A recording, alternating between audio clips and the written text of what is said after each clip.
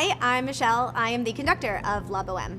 Hello, I'm Will Shaub, and I serve as Concertmaster of the Knoxville Symphony. What is your favorite part of the show, and what is the hardest part of the show for you? When Mimi's candle goes out. Ooh. For me, this is the most amazing moment of Verismo. The reality of love changing, whether it's beginning or ending. For me, that moment is so touching. And the hardest part, I have to ask you, what do you think is the hardest part of the score?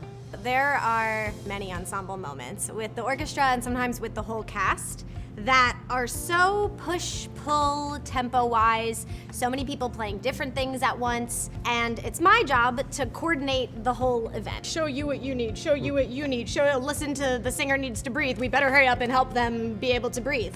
So thinking of a lot of things at once and being clear, but that's also the fun of it. It's so exciting. And it keeps me on my toes. Oh, I mean, for me, a big part of my role is finding the sound that you want for La Bohème, for Puccini's sound world. How can we find the colors? How can we find the reality of the emotions that Puccini is showing us in this score? Absolutely. And together, this is a partnership. Mm-hmm. We are going to find this music together and bring it to life. And my favorite part of this opera is when the audience forgets we're there. When it's like cinema and you're seeing your favorite movie and you forget the music is moving you profoundly, but then you can't forget it. Absolutely. Yeah, and Puccini is such an amazing composer that every detail is there in the score. So, the tricky push-pull of the tempo are all for an emotional reason. It's always to show character and emotion, whether it's fun or whether it's sadness or a fight between the boyfriend and girlfriend or the heartbreak. It's all of these little details that we will work together so closely to create this magic back and forth between the pit and the stage. How do you experience the show from the pit, Michelle? How do I experience the show? Well, I have the best seat in the house, not to brag, but I get to be up close, front and center to the action and to just be a part of it. And then I also have the best seat in the house for the orchestra. Just to hear the sound of a full orchestra coming at you and washing over you, there's nothing more exciting. So, I don't know, I think I have the most fun job in the world. It's so much to coordinate and keep together, but when it comes together, it's so beautiful, and it's emblematic of just what people can do when they work together and they're willing to experience something together.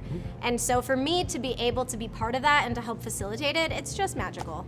I'm glad you feel that way, because your energy from the podium and your enthusiasm, your interpretation, these are the things that are going to inspire our musicians and myself, but also the audience. And I think together, we will absolutely be feeding off of the energy of our amazing audience.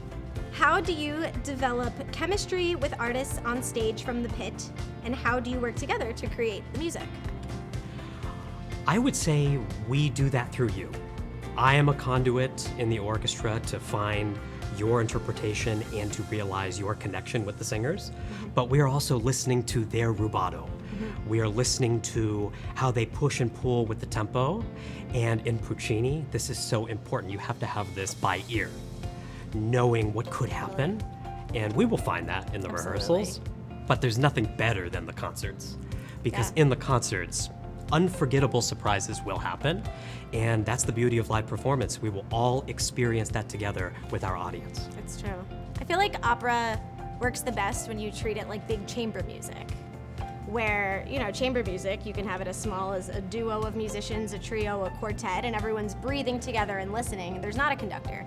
So now with opera, you got a big orchestra, you have a big cast, and so I'm there to facilitate because everyone can't see each other to breathe together. You need someone to decide the tempo. But we all still need to be treating it like chamber music and listening to each other and breathing together. And I know your job as a musician in the orchestra, both leading musicians and following the conductor, is part, watching what the conductor shows you, but also using that musical instinct you have of breathing with and listening to the stage, like you said. And so I'll say it once and I'll say it again throughout our rehearsal process of if we breathe together, it'll be together. It starts with the singer's breath, and that's how they make their sound, and so we have to breathe with them and we'll be right with them. Absolutely.